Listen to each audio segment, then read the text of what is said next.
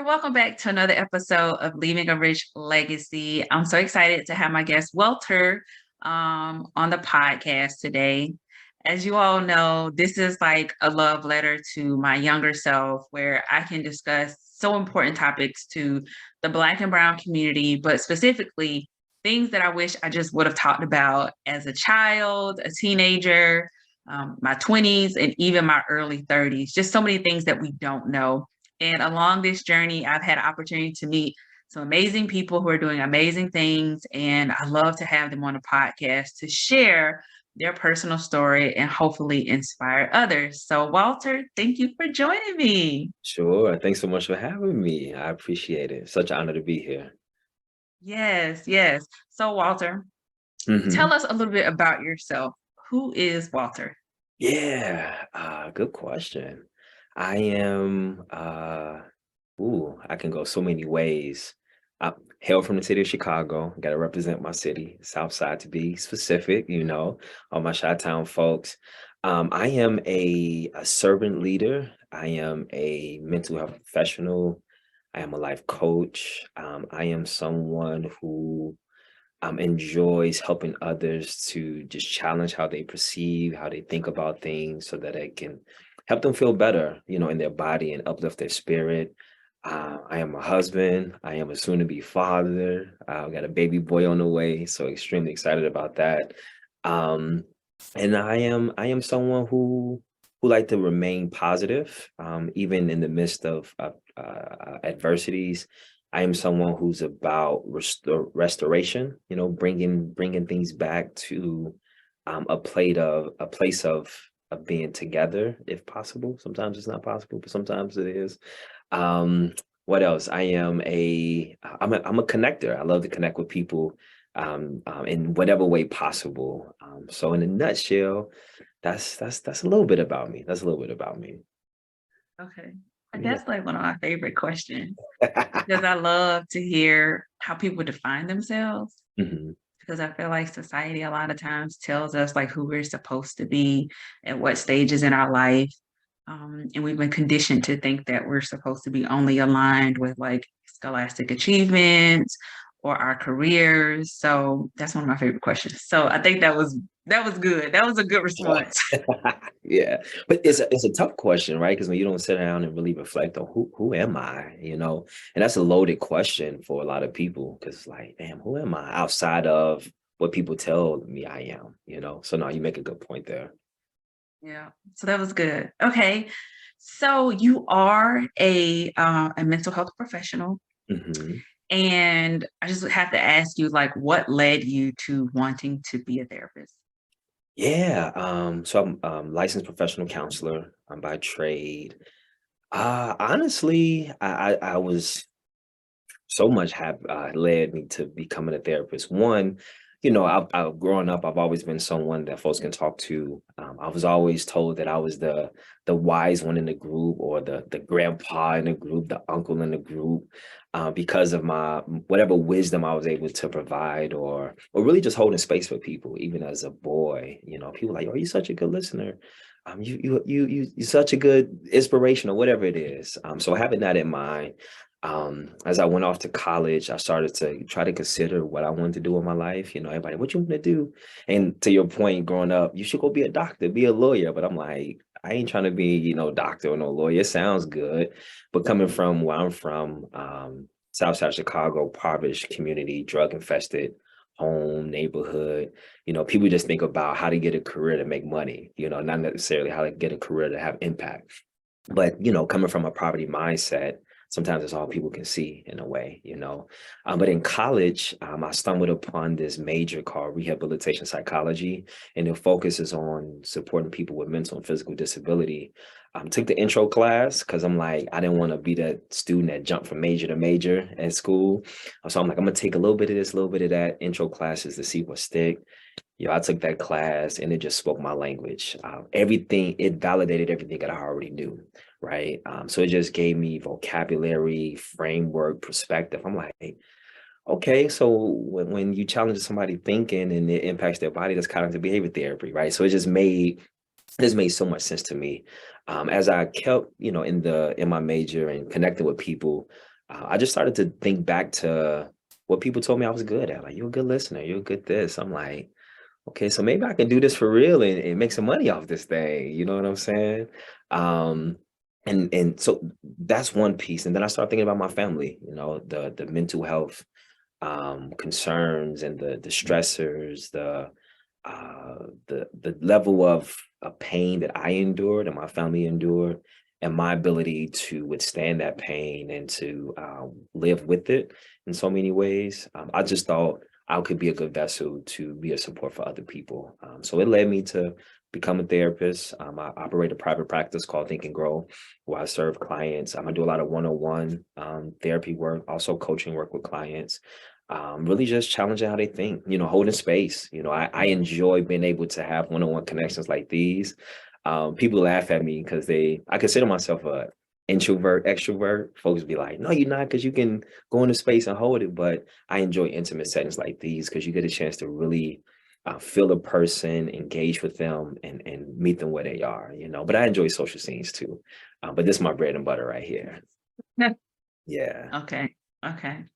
I can understand the introvert piece. I'm introverted as well. But Yeah. sometimes you have to show up, right? And Right. people don't realize like it takes a lot to show up. Indeed. So definitely can relate. Mhm. Do you feel like your pain like drove you to your purpose? Because you talked about like just your pain and how it kind of led you to the work. Absolutely. It definitely did. Growing up, I grew up in a drug infested home community, poverty rigged home and community. The environment in which I live wasn't probably the healthiest. For a long time, we didn't have running water in our place. Sometimes it'd rain outside the building, and the rain would be on the inside of the building. Um, when I was 14, well, actually, when I was about 5 or 6, I had a really good connection with this guy. His name was Billy Money. He owned a corner store. I considered him my first best friend because he really took me under his wings and was just really gave me my first job. So I used to stack the chips and the juices and things. He was killed. Somebody in the community was trying to rob him, and he chased him down. Trying to protect what he was working hard to build, and someone killed him. So that's the first time I remember like a major loss and really not knowing what to do with it. But you just taught to keep going, like, keep it pushing. Fast forward, when I was about 14, my father had passed. I really didn't build a relationship with him until I was like 7 or 8. And then 7 years later, he checked out on me, So missing an opportunity to build that connection, but still grieving the loss of someone that I knew I loved, but didn't know.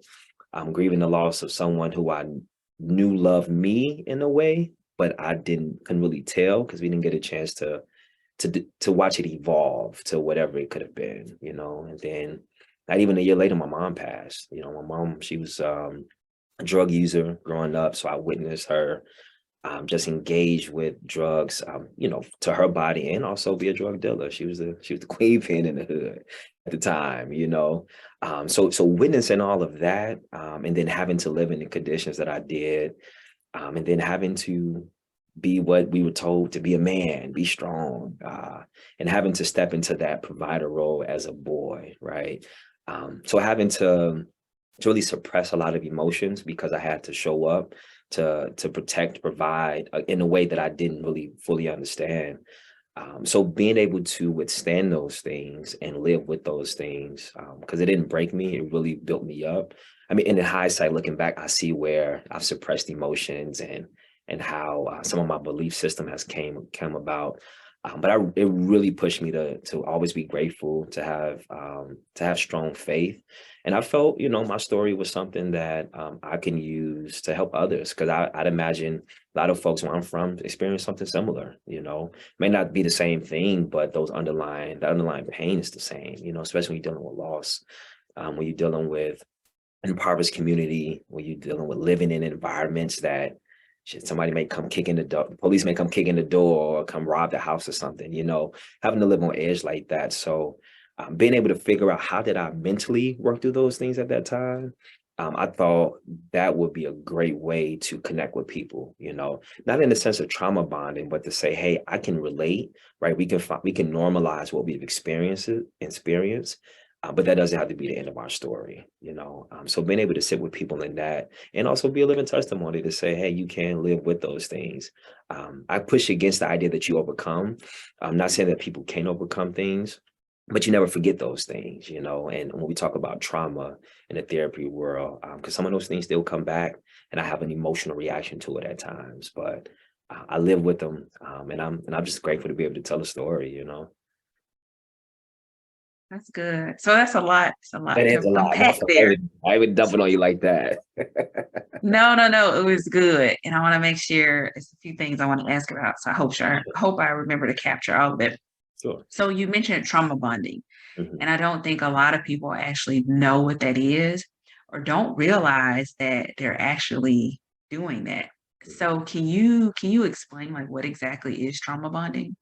Yeah, trauma bonding in the lamest terms can be, I had a bad experience, you had a bad experience, and that's how we connect. So everything we talk about is revolved around that bad experience, right? So, for example, the death of my mom, and I do have clients who have lost their parents. So they'll bring it up. I can at times self-disclose, and in therapy, you want to be intentional with what you self-disclose. Again, normalizing things become very important. But if I'm not careful, a trauma bond can be, I can easily get lost in me again grieving the loss of my mom while a client is grieving the loss of theirs, and then that becomes all of our exchange. And then we move on with our life, but never really think about how do we start to heal that and address it in an intentional way so that it doesn't hold us back or become a burden that we carry in everything and everywhere that we go in life. Does that make sense? So a lot of times it can happen and people think, oh, that's my homeboy, that's my homegirl, because they went through what I went through. But what else is there? Like, how are you all supporting each other to live with those things? How are you challenging? How you're defining that situation now in your life so that it's no longer well, let me put it this way, questioning how it's serving you, right? If it's only serving you in the sense of draining you, making you sad, depressed all the time, um, that becomes where that trauma bonding happened. And a lot of people fall in love with people off their trauma, and it can create some very chaotic and toxic relationships over time. So it's just something you have to be careful with. But I'm all about how do you push past that? How do you keep pushing through those things to turn that pain into some type of purpose? Hopefully that makes sense. It does. Okay. Yeah. And I'm happy you also talked about like it being drained because I was going to say sometimes it can be very unhealthy Yes. and people don't realize like the healthy connection and bonding is due to the trauma bonding. But you hit it up the nail on the head, like, but it doesn't like what does it serve you beyond that Yeah. specifically? And are you all like actually growing and developing, or is that bond just remaining there and it keeps you in an unhealthy place? So thank you. Yeah. No problem. You also mentioned, I think this was powerful. So I want to ask you just about that. And even from your experience, you mentioned grieving someone that you did not know but you loved. Mm, And I think that's exactly how you said it. But along those lines, like, grieving your father, but you didn't really know, but you knew that you loved him. And I think a lot of people experience that. How can you how can we get through that, right? If you don't really have a relationship with someone that you desire or you wish that it was longer or whatever you wanted it to be, and then you may experience a loss. And now you have to go through life with the what ifs or could haves. How do you move through that? yeah. Wow. Yeah. It for me, what I did, I knew Pops loved me. At least I like to believe he did, right? Even if he didn't, I don't know. And so, what we tell ourselves a lot of times is what we start to believe. And that's what I like to believe. But also what I began to do, I just started to learn about him through other people, asking questions. I know like I have two older siblings, one who has passed on, but they grew up around my dad because he used to own a lounge in our right on the corner of our block. So I would ask them, what was he like? What was his mannerisms? What was his personality like? How did he conduct business? How did he handle conflict? What was his upbringing like? I really just tried to learn as much as I could from their experience, and it just helped me to start to paint a picture of who or how he could have been in my life, right? I think a part of me also felt obligated to love him because I knew that was my dad, but a part of me also wanted to because what boy don't want his father in his life? You know what I'm saying? But I think just gathering positive messages. Of course, people had they sayings or he dealt with a lot of women and all of these things. And you take the good with the bad, you know what I'm saying, for what it is. But I think it just helped me to paint an image of him that I can be at peace with, to know, okay, maybe, when we talk about mental imagery, maybe he could have been this in my life. I would never know because we didn't get a chance to experience it. But pulling from other people, creating an image in my head that became my belief system, that brought me some comfort and peace. It really helped me to navigate that. And it's like, how could you cry over someone that you really didn't know? Um, but it, but when it's someone you know you love, but you don't quite know them, you still feel that void. You still feel that absence, and sometimes the what ifs do come, like what could have been like for us to, spend more time, for him to have certain conversations with me about business, about women, about life, but I was so young, like how could my little brain conceptualize any of that? Nor did I know if he was capable of providing that. Some things I just don't know, but what I don't do is dwell on what I couldn't control, nor do I accept all of other people's opinions of him to be fact, to be law, because I know, people only telling me what they know from their perspective. And then it allows me to dress it up how I need to so that I can be okay with it. Again, I'll just never know until I know. You know what I'm saying? So that's how I was able to navigate that. I'm really looking back in hindsight, and to find peace.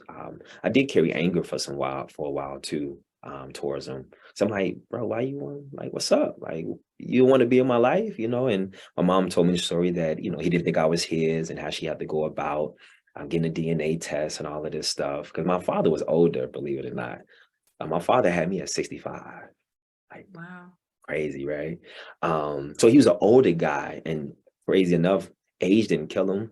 He fell and knocked himself unconscious, after a procedure he had. I learned later in life that he had bladder cancer, had a procedure, and that's what took him out. So to be at 65 still kicking it, like, all right, dog, I see how you was getting down. You know what I'm saying? So just to think about what life could have been like with him, I always kind of reflect on that. And sometimes some of that resentment and anger almost show up, but I keep it contained, because again, I can't control what I can control. Mm. Yeah.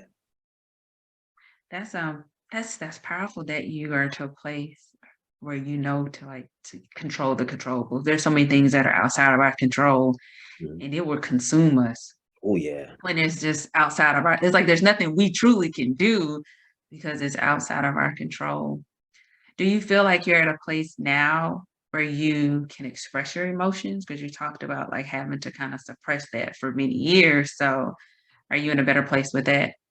I am. I am. I think growing up, um, you just always have to be on. Growing up in a drug house, like you have to be on. Police can come knock in the door, and I've experienced that. Somebody may want to come rob my mom or my sister. My sister was a drug dealer too. Like, so you have to be on. So you never get a chance to really let your guard down. And once I left Chicago, went to school in Wisconsin, Madison, Wisconsin, it was a slower pace in environment.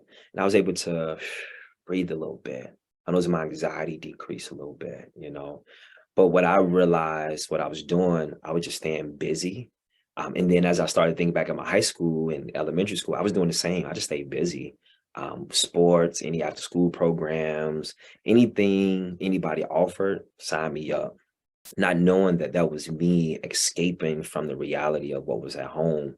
Again, not being able to deal and sort through my emotions, having to be on all the time. As I got older and got into college, same thing. Let's go, go, go. I'm in this organization, joining this organization, president of this, VP of that, get involved with the community. So again, moving fast. I started to realize my anxiety was decreasing, but I'm still occupying my time almost all day, between organizations, between dealing with relationships or what I thought was relationships. It was just a lot. And then one day, I was maybe my junior year, maybe senior year.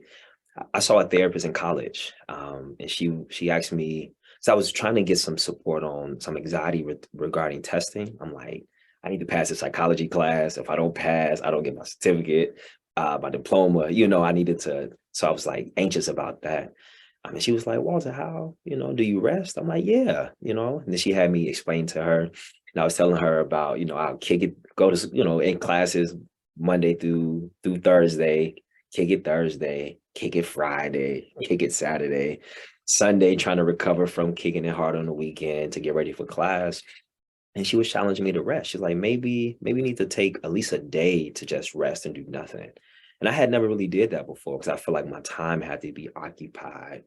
And in that, it really taught me how to slow down a little bit. And it took me years later to really appreciate it more. But it taught me how to find some time to see some quietude, to see some relaxation. Even if it's just watching a movie for the day, right? Laying on the couch, doing nothing, which was absurd to me because the grandma was like, you better get your butt up and do something, right? I'm like, so I had to fight with my grandma voice out of my head to be okay, to not do anything. But as I got older, like, and I'm feel like I'm rambling, but as I got older, I've learned to appreciate the quietude because it made me sit with the emotions that I was hiding behind the work that I was doing in the community and my organizations and whatnot. So in that, I just started to journal, to express how I was feeling, unapologetically, and to be okay with that, and really try to dig deep to the root of that feeling. I mean, sometimes if I didn't know what the feeling was, I can try to describe it, or I'll talk with a good friend and they'll help me, find the language to describe it. But I would say now I'm much better with expressing my emotions and being able to say, hey, you hurt my feelings, and here's what you did to hurt my feelings, or I'm kind of grieving right now, and unfortunately, I'm unable to help you. I can do that more.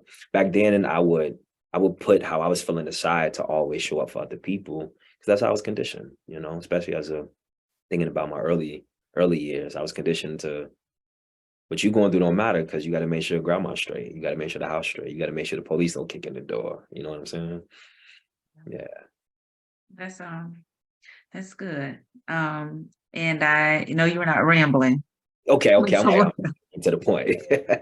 no, no, no, that was good. And you talked about like keeping busy to Yeah. like escape things. And I'm like, that kind of resonated with me. So do you see that a lot just through your work that individuals who are trying to not face reality, whether it's grieving, a relationship, unhappiness with work, unhappiness with something, or there's something they need to deal with that they keep busy and burn themselves out, or just keep busy to not address that. Mhm. Yeah. Distractions are easy, or I put it's easy to focus on other people's problems and not your own, even as a therapist, as a coach, like, when the spotlight is on someone else, it's like, it's all for me. I ain't got to worry about it. I ain't got to talk about it. But I do work with a lot of clients who find themselves just occupied with things because it's just hard to sit in their own thoughts. And our thoughts will catch up to us and whoop our own butt sometimes, a lot of times. So you just stay busy, stay occupied to avoid them. But you can't hear what you don't reveal, right? So if you find yourself just eating up all your time and distracting yourself, you're really just suppressing and repressing those emotions. And for us men, it started to come out in anger and aggression. Now we're hurting people. Now we are being disrespectful. Now we're tearing down women, kids, communities, families because we occupying our time with everything else, but instead of spending time with ourselves and really trying to understand ourselves and learn ourselves. So I really challenge clients to just take a in your mornings, right? Some clients I work with, they say I get up right before I got to be at work and get out the door. I'm like, can we try to wake up 15 minutes before you got to be out the door? You know what I'm saying? Let yourself ease into it, because a lot of times how you wake up anxious, that set the tone to your day. So now you run into your day on high alert, high energy, which is okay, but like it's panic, it's chaos. But if you can get up maybe 15 minutes, 30 minutes earlier to have some quiet time for you, to let the day come to you so that you can ease into it. And you'll be surprised how you can manage your day and the chaos that comes, because it's going to come. Like, that's just what it is. You know what I'm saying? So with the clients who are often occupied, I try to challenge them to just find a window of quietude somewhere. And then once they start to open up their mind to that, we can wrestle with whatever it is that they're struggling with, what they're thinking at that point. Yeah. Does that answer your question? Yeah, it does. It Okay. does. Okay. And you also highlighted something else that I want to talk about. So I'm a huge self-care advocate. I know. And I definitely believe in like how you start your day sets the tone. And it Yeah. makes a huge difference. And from someone who has experience and been able to identify what creates the anxiety in the morning, I know how important it is to remove like going straight to social media, removing news apps, like keeping that away from me, even not drinking 3 cups of coffee before noon, stuff like that. For sure. For To sure. get myself, but the way we start our day is so important. And you're right, it can be something as simple as 15 minutes that you just dedicate to yourself, and it makes a huge difference. I'm glad that you touched on that. You also kind of mentioned like, the men and so a lot of what I talk about in the podcast is, the Black and brown community, because I think there's a lot of things we just do not talk about. And it boils up. And I think that we see some of that now with some of the things that we talk about on social media platforms and going back and forth and even on podcasts.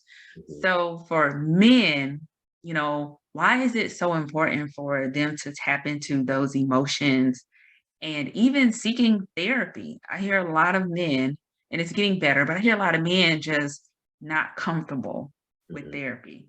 Mhm. I gotta talk to somebody. I'm Yeah. okay. So, we think about us building up our community and, our men being leaders, and you talk about providing, protecting. And why is it so important to be tapped into those emotions? Yeah. And you may have heard the saying, hurt people, broke people, break people.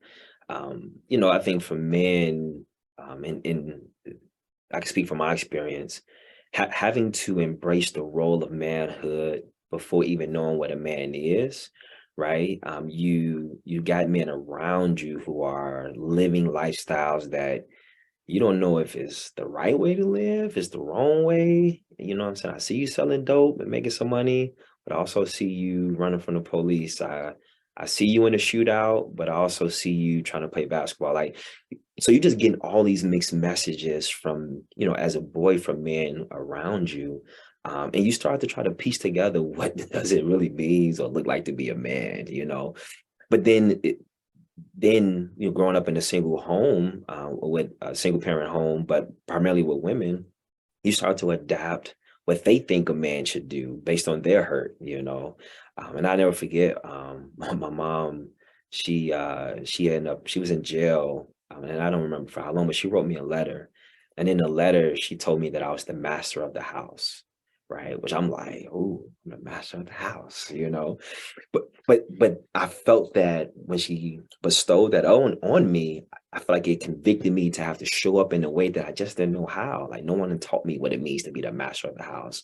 Um, so I think about how we're taught to provide and protect, and I think we get limited in that perspective, just provide and protect. But providing, I think we start to define it like providing only means money. You know what I'm saying? I got to work these 20 hours to give you some money to get you what you need. I have to protect by fighting people off.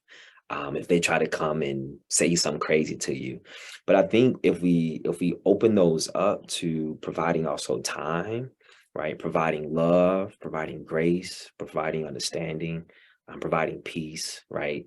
It's more than just finances, because when we die, we can't take that money with us anyways. I heard the story of a man who was married to a woman. He told her, when I die, I want my money to be buried with me. She wrote him a check and put it in the casket and said, "Here's your check, baby." Like, you can't. What are you gonna do? Cash the check? He dead. You know what I'm saying? But even with protecting, like, how can I protect your peace? How can I protect our love? Right. So with those things in mind, it requires us to challenge what we're taught it means to be a man. And I also think we have to go beyond just, I got to be strong, right? And a lot of times being strong means I can't be seen as weak. And what I like to challenge men is what does it mean to be weak? You know, and they like that I'm soft. Okay, what does it mean to be soft? Let's keep going deep. And a lot of times when we get to the bottom of it, it's nothingness, right? It doesn't mean anything. We just came up with these belief system on our own. But in order to be strong, you got to know how to be weak, because sometimes I'm tired and I may need to call you Jay, and be like, I'm having a day. You know what I'm saying? I don't lose anything by that, but I gain so much by my vulnerability, by being able to say I'm tired and I just need you to listen to me vent for 15 minutes. You know what I'm saying? But I think anyhow, I'm going and going. Helping us men to be able to express our emotions. I think one, we have to debunk the idea that we lose anything by it, that it makes us weak, that it makes us soft, that it makes us a B word, makes us the P word, like none of that, right? And then being able to reposition what provision look like, reposition what protection look like. And I think as we open up our mind to that, we can then start to say, hey man, I'm sad, I'm frustrated, right? Because when we don't give ourselves time to express other emotions, it results to anger. And I challenge men too, like, anger is a secondary emotion. It's never primary. It's never primary. We shoot to anger after we've been frustrated, after we feel belittled, after we feel disrespected, we feel unheard. Now these things pile up. Now I'm pissed off because I got a need that's not being met. But if we can quickly say, hey, I'm getting frustrated right now, I need a 10-minute break, we prevent ourselves from getting to that level of anger. Because sometimes we feel like that's the only way to express ourselves or to get our need met. And there's so many other ways to do that. And it prevents you from causing more harm. Yeah. But I'll stop there because I'll keep going. No, that was good. Oh, And I yeah. like that you broke down providing. All Hmm. right, what does a provider mean? And I'm not a man, but there's so many things that we're just not taught growing up.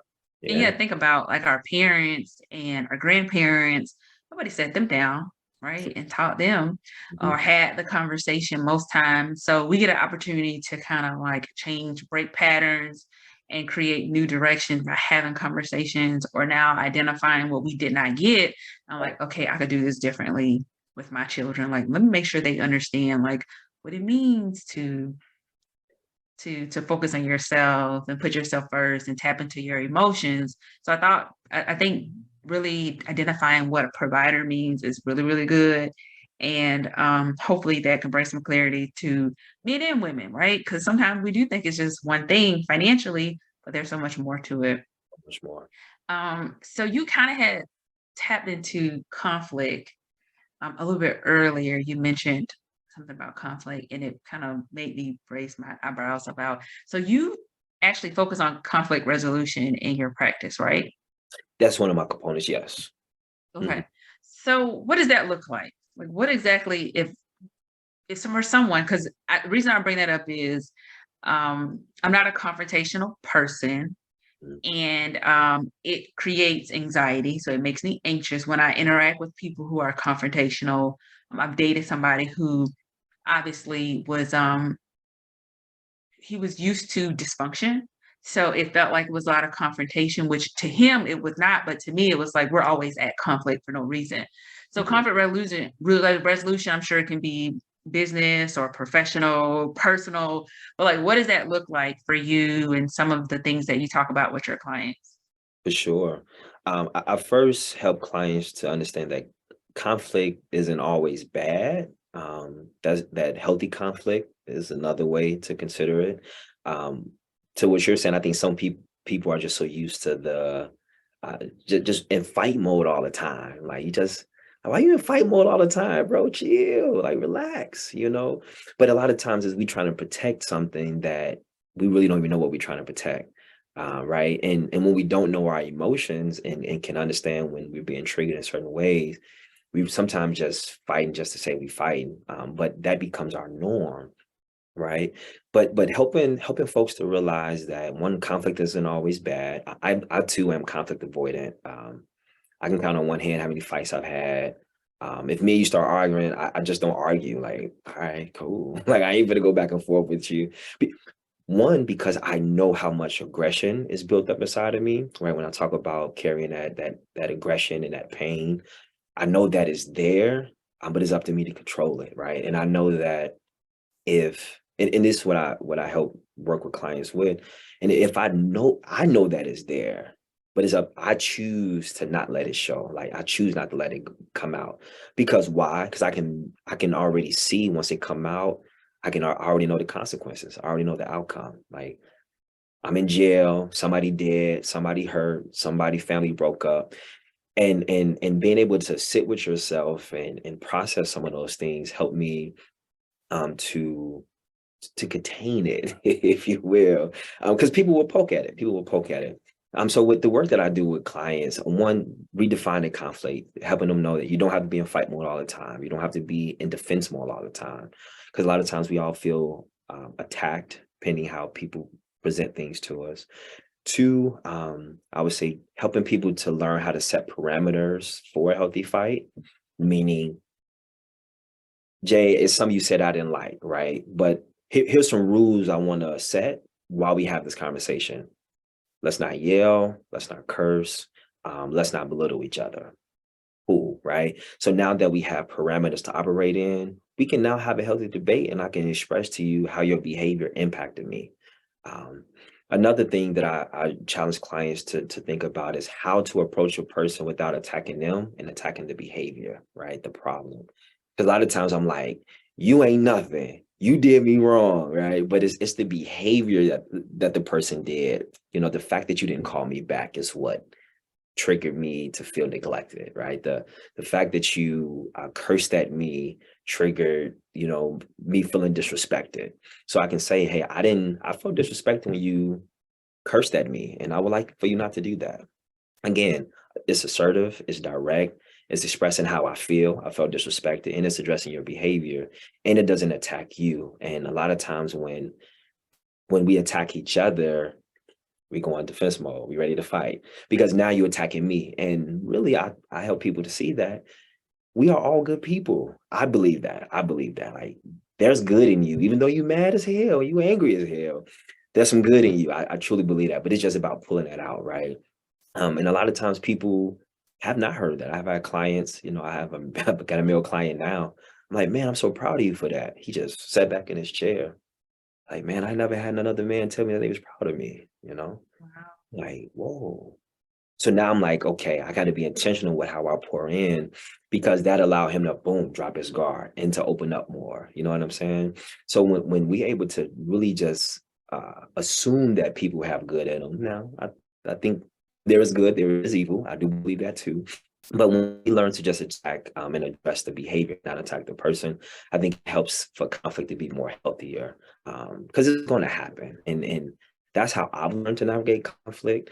I've learned and I teach clients, sometimes you set the tone, right? If me and my spouse, my partner, if she's up here, I'm down here. I ain't finna come up there with you, because I know me coming up there, we get nothing resolved. I got to think about the outcome. I got to think about the end goal, right? So I need to stay down here so that I can think and be able to set the tone for how I would like for this conversation to be seen. And a lot of times she come on down, you know what I'm saying? And I challenge my men clients to, if they have issues in their relationships where their spouse is like that, I'm like, you set the tone. If you're the head of your house, you set the tone for your house. So if peace is something that I value, I set the tone with peace. So I'm not yelling, I'm not hollering, I ain't cussing you out. You can say what you feel and how you feel, cool.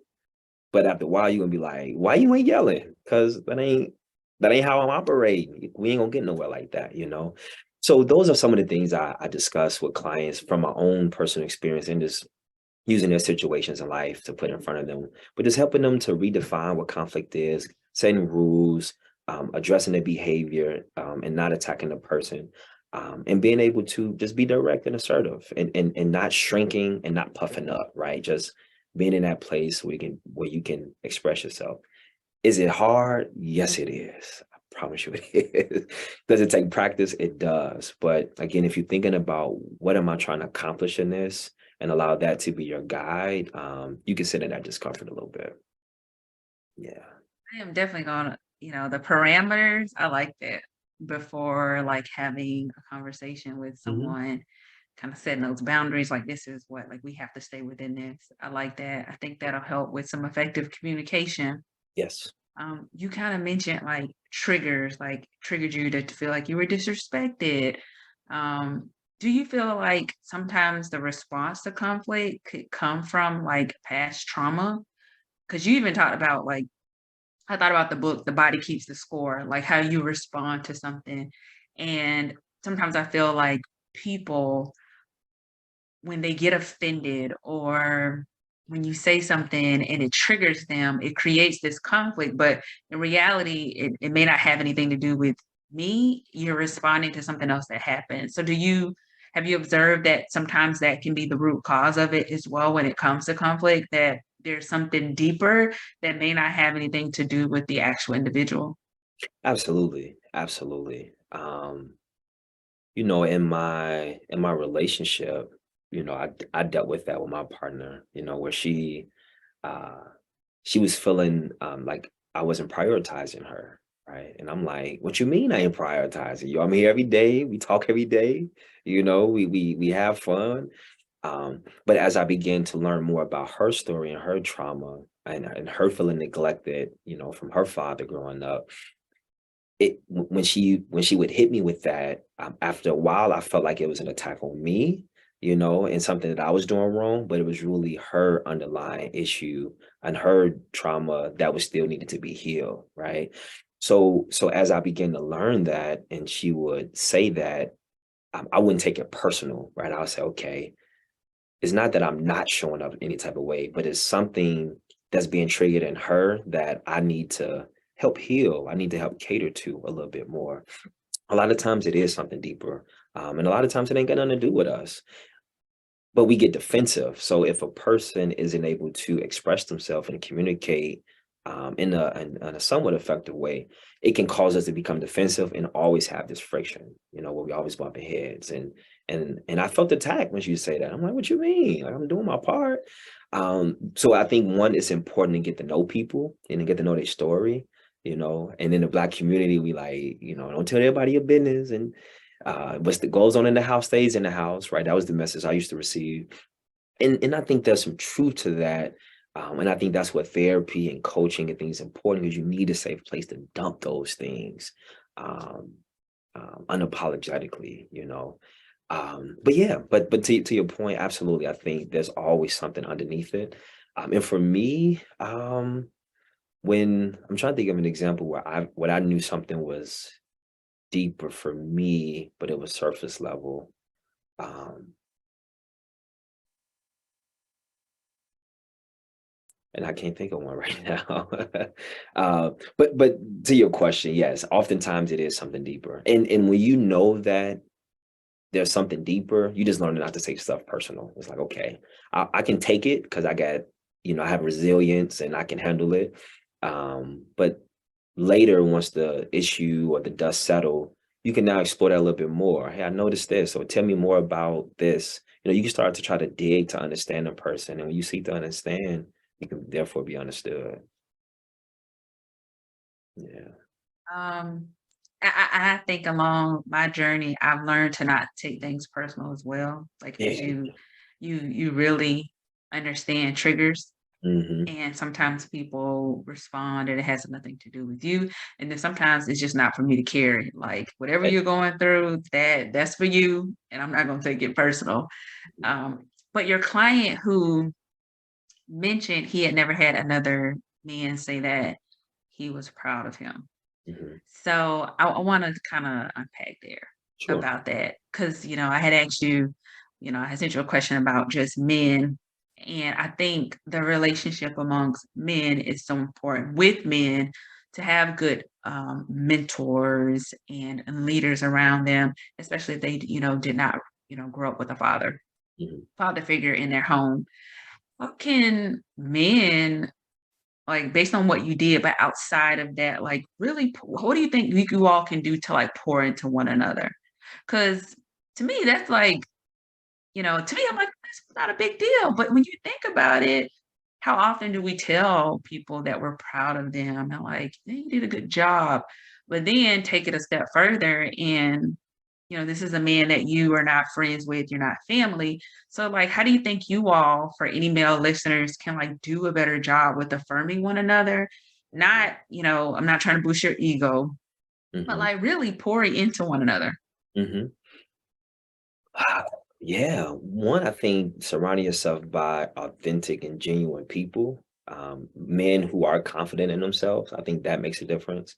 My group of friends, my homeboys, they're my dogs. We've been doing that for a long time, even since college, just affirming one another, um, bigging each other up, challenging each other, telling each other that we love each other, that we proud, and to keep going. Um, and I think a part of that is because we didn't get that from our fathers. And so once we started to realize that, okay, we don't lose anything by affirming each other. We're really just building one another up. Let's keep that going. So I think finding you some people that can match that energy for you. Not everybody's like that, because a lot of times men feel like we always have to be stoic and became crack a smile and show no emotion. And that may not be a person that I want to affiliate myself with.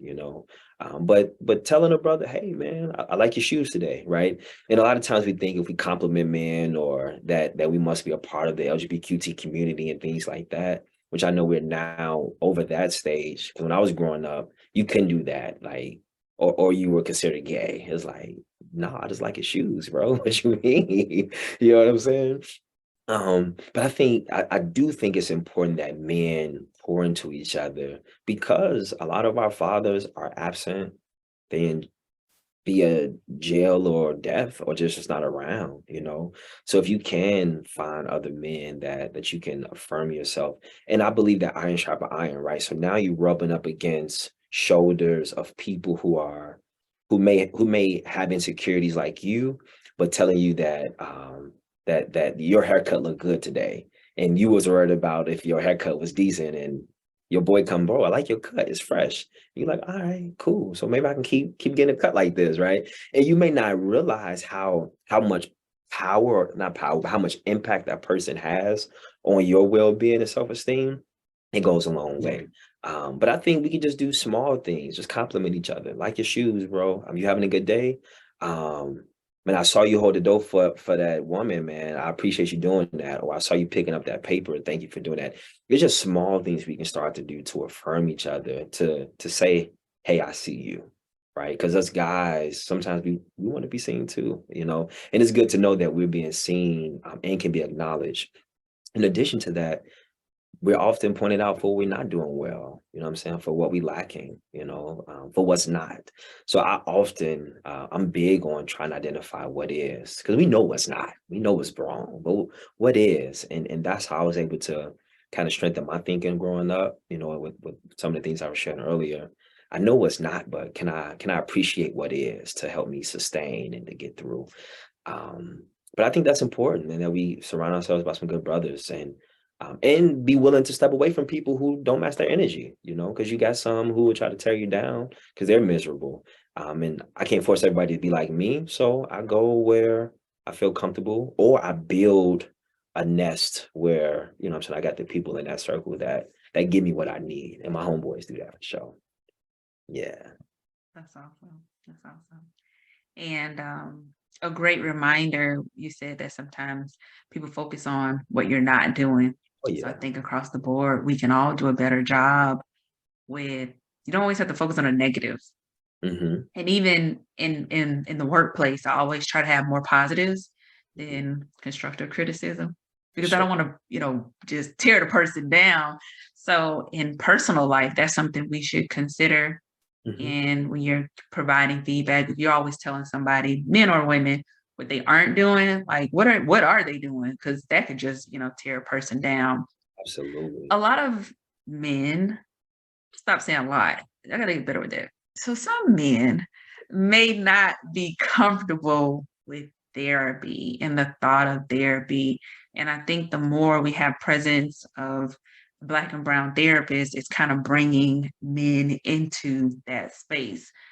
Do you have any encouraging words or thoughts for any men that have thought about therapy, but just not sure, don't know if it's a good fit or if they should trust the process?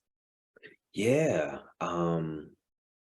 Because a person seeks therapy doesn't mean that something's wrong with you, right? I think therapy has been uh, this idea that something has to be severely wrong to lay on somebody's couch and talk about your life. Like, nah, that's not necessarily the case.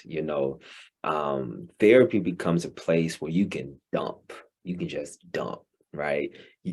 Your insurance or you paying somebody to sit there and let you get whatever it is that's on your mind and on your heart off, because you carrying those burdens and that pain by yourself becomes unbearable.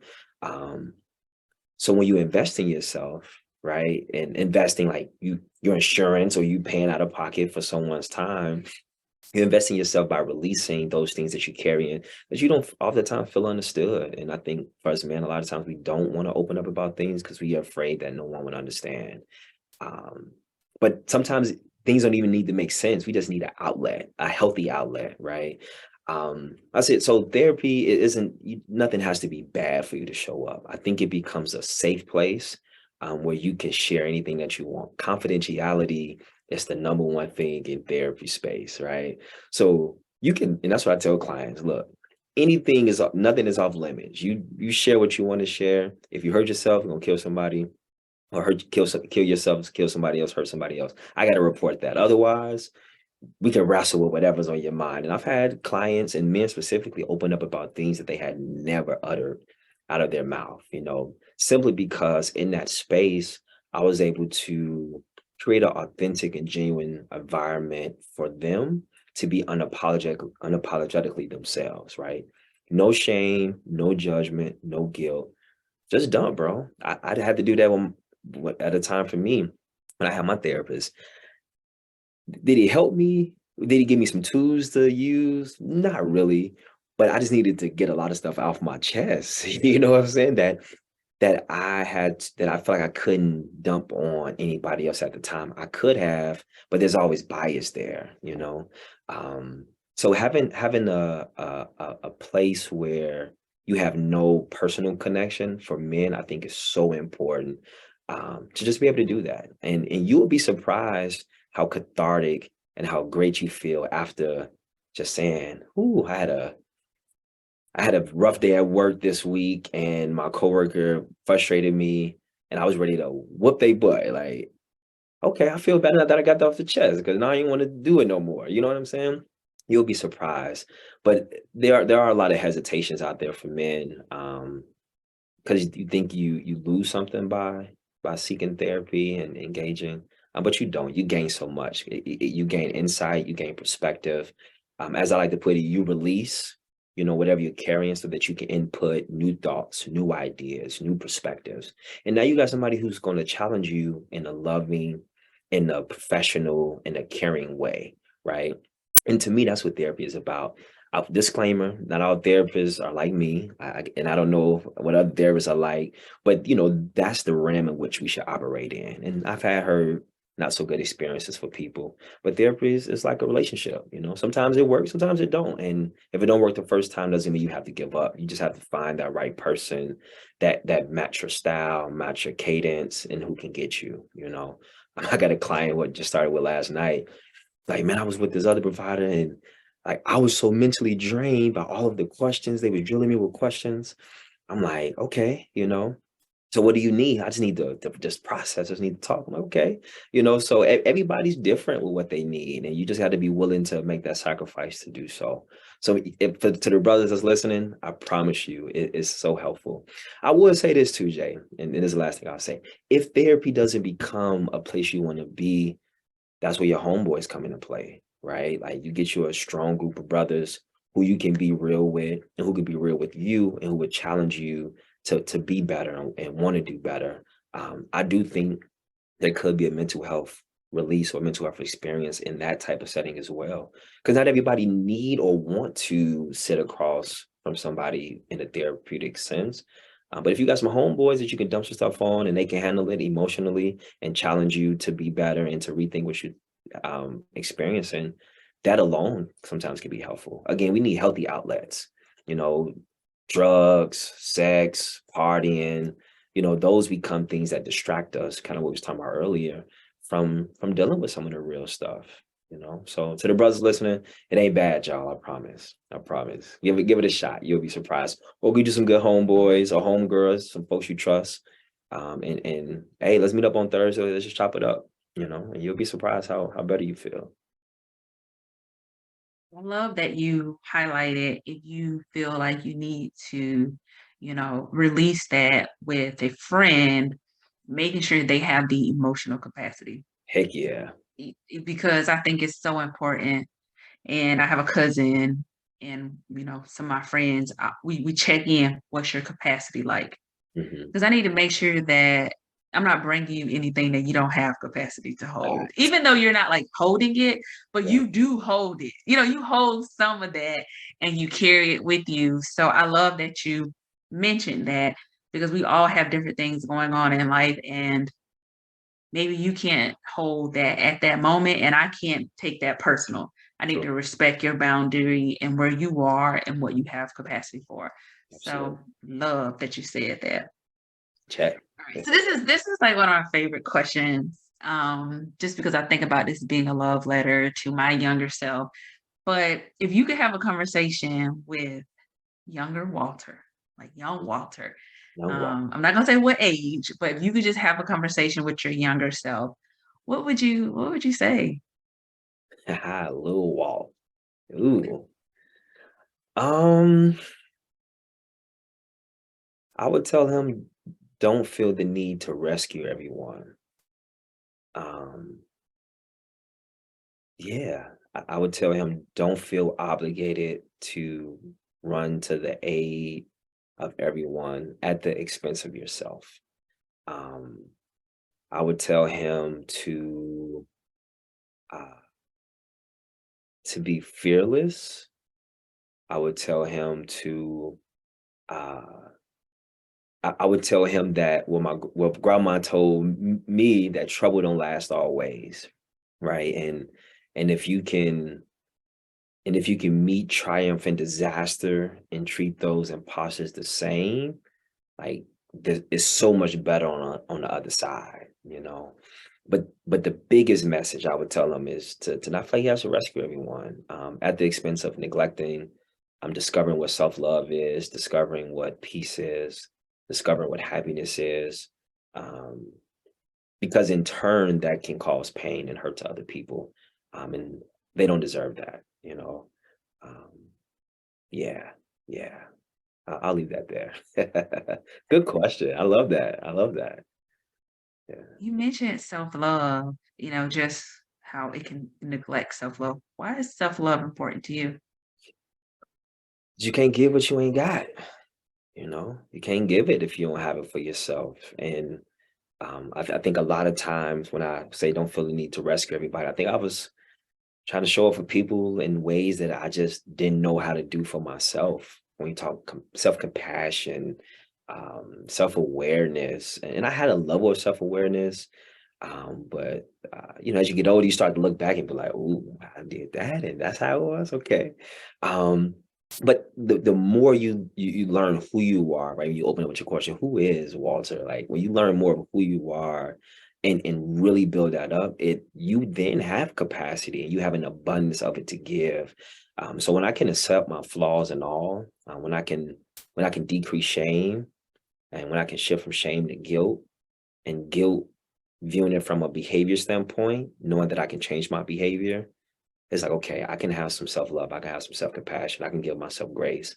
So now if someone come along and disrupts me or frustrates me, I can give them grace too, right? Because it's something going on with you that ain't got nothing to do with me. It's something deeper. So I'm gonna give you grace. Because I know that there's something going on with me that's deeper that ain't got nothing to do with you, but I got to give myself grace for, you know. So I think just being able to explore who you are, and I think that comes with meditating on your values. You know, what are your values? Like, what are your principles that you operate from? And constantly reinforcing that in your own life, then I think it allows you to share it with the world. Yeah, that's self-love. Well, Walter, we covered a lot, but is Oh, there yeah. anything else that we didn't talk about that you would like to share? Uh, no, yeah, you got me talking about some stuff I ain't really spoke on for real. Um, no, nothing that comes to mind. I'll just say first, thank you for inviting me to share this platform with you. I think this has allowed me to be vulnerable in a way that I'm often not vulnerable. I think sometimes it take a minute for me to get vulnerable, knowing that, like I was saying, I often can show up for others and not for myself. So, um, I think that's the message I'll leave. Don't be afraid to be vulnerable. You'll be surprised how healing how much healing can take place in your vulnerability. Yeah, so I'll leave it with that. I love it. How can people find you? Yeah, well, first off, you can always email me. I do have an Instagram and a Facebook, but I have to be honest, I struggle with it. It's not my go-to, but you can always email me. I promise I'll get back to you. But Think and Grow LLC .com. So that's all one word, Think and Grow LLC.com. That's my website, which you can reach out to me. My Instagram is I can't even tell you what my Instagram is. It's Think underscore Growth LLC. So that's Think underscore Growth LLC, or just hit your boy up, 608-957-7277. Hit your boy up. I'm more than happy to help and support however I can. I would say that's probably the best way to get a hold of me. All right. Well, thank you, Walter. I enjoyed this. I appreciate the vulnerability and Yeah, you just sharing your journey, and hopefully it will inspire someone else to do the same, to start to have a conversation or just to give themselves grace. So thank you so much. of course. And Thank you. I'm sure I'll have you back another time. So this won't be the last. Looking Thank forward. you.